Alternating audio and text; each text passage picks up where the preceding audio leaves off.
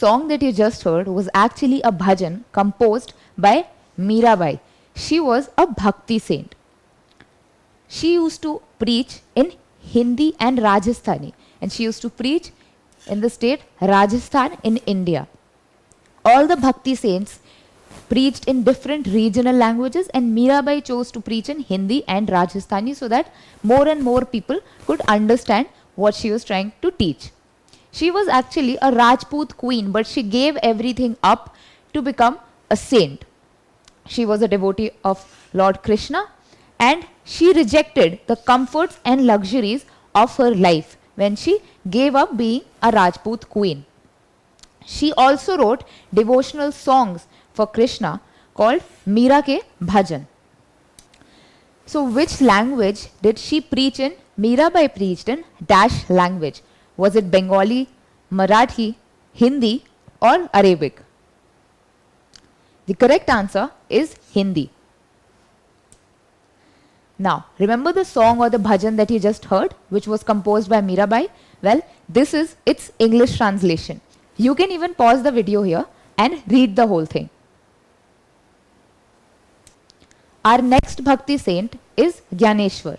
He used to preach in Maharashtra, and he was the first one to preach in Marathi language. He was a devotee of Lord Vithal, which was just another incarnation of Lord Vishnu. Gyaneshwar rejected complex rituals and focused on devotion towards God. He also wrote devotional songs which were known as abhangs. He was also the one who popularized yoga in Maharashtra.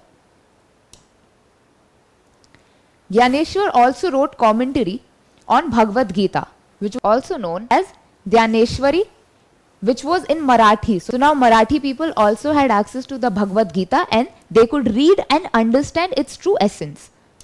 While there were several Bhakti saints, there were also many Sufi saints. For example, Hazrat Nizamuddin Aulia. He was also known as Mehboob-e Ilahi, meaning beloved of God. Other than that, he was a student or a disciple of Baba Farid, and he was also inspired by Bhaktiar Khaki and Muinuddin Chishti. He was a Sufi from the Chishti order, which was started by Muinuddin Chishti himself. His teachings were extremely spiritual and enlightening. He also believed in equality and humanity. So he said that we should all be devoted towards God, and in the eyes of God, all of us are the same. So it doesn't matter if you're rich or poor, we are all same in the eyes of God. Just as he had inspired ordinary people, he also managed to inspire royalties such as emperors and nobles, and he asked them to embrace, love and respect everyone, as we already saw that he believed in the concept of equality. So you remember Amir Khusro, Nizamuddin Aulia's student? 6 months after Nizamuddin Aulia passed away, Amir Khusro died as well. And both of their tombs are very much close to each other. Inside this gate you can find Amir Khusro's tomb, whereas here you can find Nizamuddin's tomb. So a lot of Hindus visit temples, whereas the Muslims, they have their masjids, right? However, in dargahs, both Hindus and Muslims go. As Sufi saints preached about how we should all be tolerant towards each other, and in a way they brought the Muslims and the Hindus of that time closer. Even in this day and age, both Hindus and Muslims visit dargahs. Now let us see how these Bhakti and Sufi saints brought a change. Firstly, the Bhakti saints, they questioned the authority of the Brahmins. During that point of time, the caste system was very much prevalent, and because of that, people were not happy.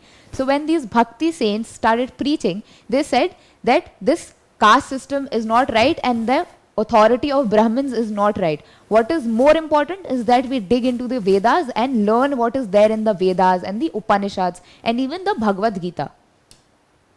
They also preached about the message of love, devotion and equality. Many of these Bhakti saints also wrote commentaries and their views on scriptures, which helped to realize the true essence of the scriptures. For example, if you remember the commentary written by Sant Gyaneshwar, known as Gyaneshwari, which was in Marathi, because of which Marathi people were able to understand true essence of the Bhagavad Gita. They also wrote hymns and verses and preached in regional languages. All of these Bhakti saints preached in regional languages. Because of this, regional languages also got a boost.